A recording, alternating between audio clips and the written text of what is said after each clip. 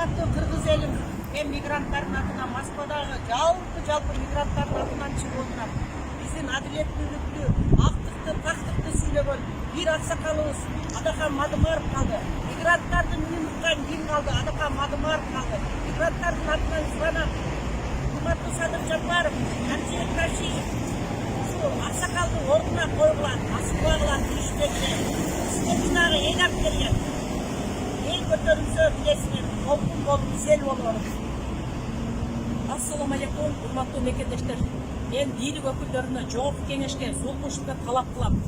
Жалпы орус элинде иштеп жаткан мекендештердин атынан Адахан Кипсанбаев силерден ашыкча суу иштүү, Адахан Кипсанбаев силерден ашыкча бастуу, Адахан Кипсанбаев бизден ашыкча сүйлөдү деп ал кишини кароолоого силердин эч кандай акыңар жок, укугуңар да жок.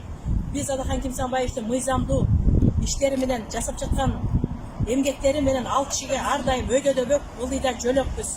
Ажалдуу башта бир өлүм. Адахан Кипсанбаев, биз сиз мененбиз. Биз сиз мененбиз.